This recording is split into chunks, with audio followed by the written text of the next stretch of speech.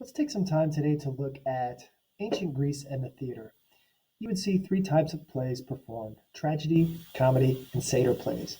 Tragedy actually translates to the word goat song, and I know it's hard to believe that something that means goat song would be considered the highest form of drama, but that's true in this case. The reason they call that is because often characters would wear costumes made of goat skin. Comedies were performed and designed to sort of lighten the soul, and satyr plays were the lowest form of drama due to their bawdy and vulgar comment, kind of the same reason that your parents have parental controls on all your devices today. Now, the theater arose out of the worship of the god Dionysus. Dionysus was the god of wine and ecstasy and straight up partying.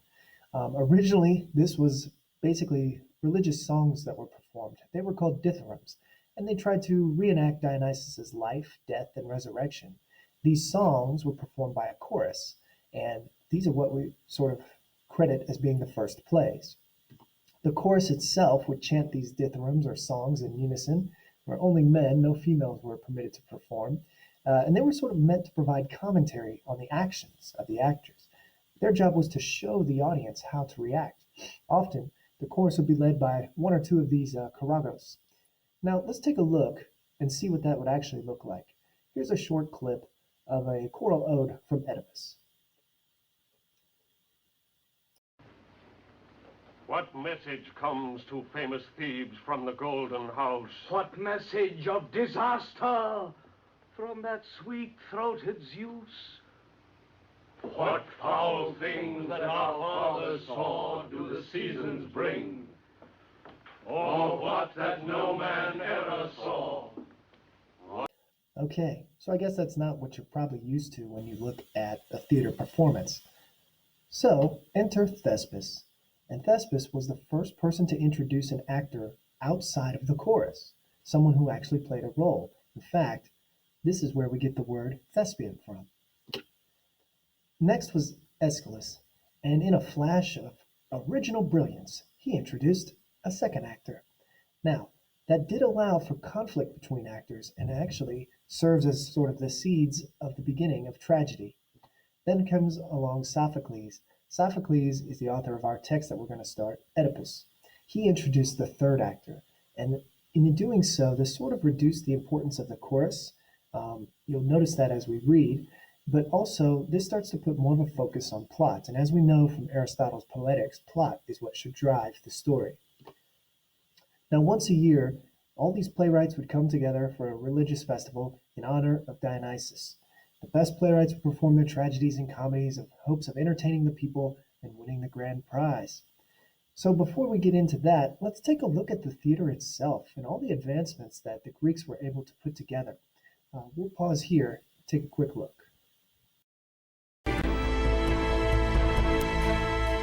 To honor their gods, the ancient Greeks created wonders that forced them to make extraordinary technological discoveries.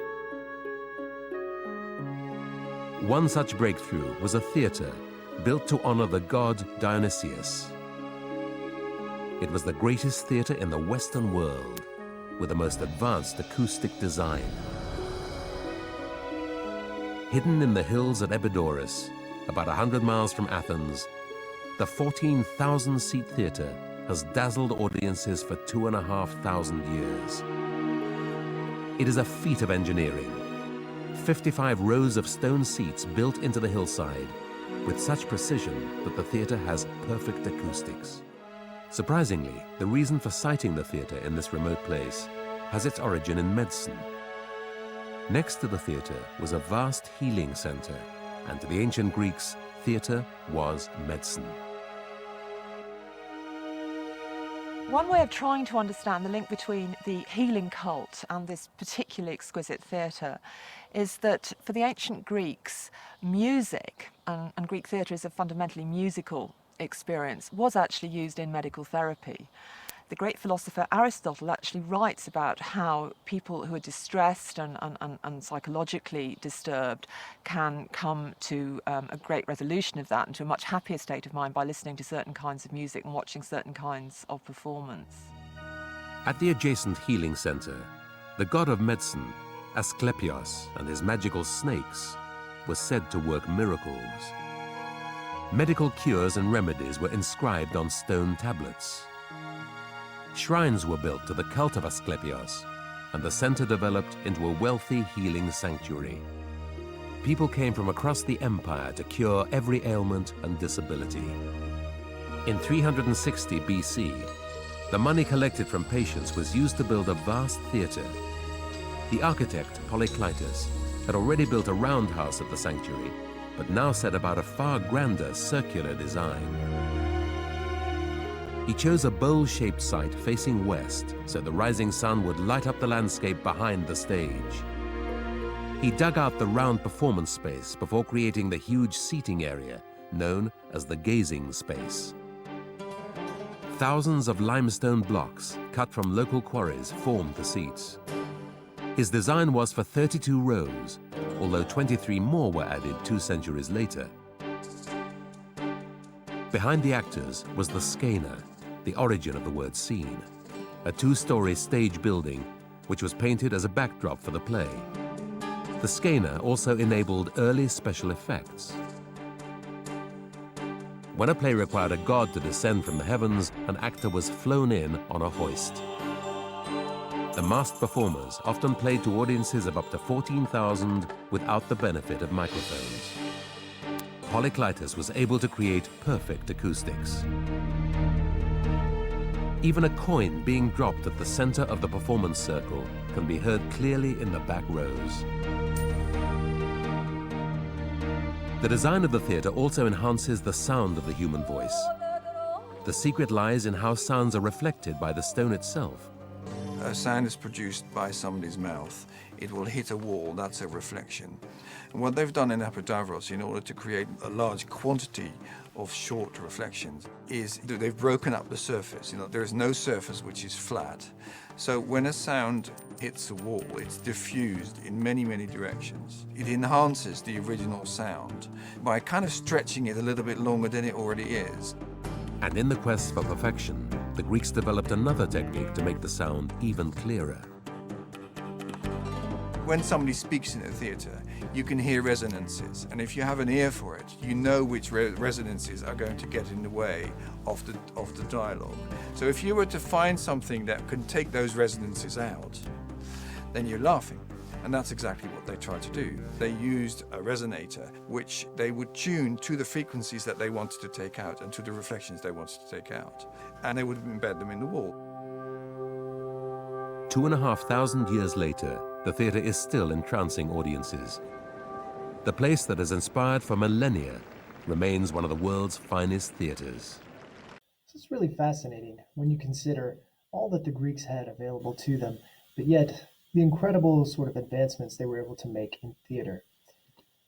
So when we consider the spectacle, as mentioned in Aristotle's Poetics, one thing you might notice, it was very limited, but some performers may have raised shoes on to sort of increase their height and set them apart from the chorus, or their mask might be the same as well.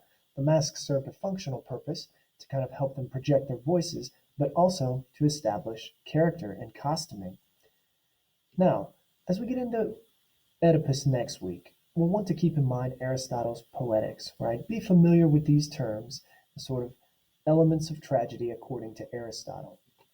And these 6 points that we talked about last week: plot, character, thought, diction, melody, and spectacle.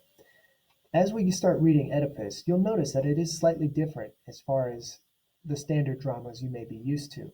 One is a fact of the 3 unities. The unity of time, meaning everything has to happen in a single day. The unity of place, meaning there won't be any scene changes, it will all be in the same place. And the unity of action. There are no subplots. The primary plot drives consistently to the end. You'll also probably notice our tragic hero, Oedipus, might be viewed a little bit differently than how we view tragic heroes today. We know our hero should be noble and honorable and must suffer a downfall due to an error in judgment or a character flaw. This is the hamartia. This is a little bit different from tragic flaw because it's maybe translates to missing the mark, meaning they tried but just couldn't do it. But usually, this character should live in order to learn from his or her mistakes, and in doing so, that downfall sort of evokes pity and fear in the audience. You'll also notice the plot diagram of Greek tragedy is a little bit different. It's really sort of a continuous downward spiral until we get to the end, when we have that catharsis or emotional cleansing. So keep the poetics in mind as we start reading Oedipus.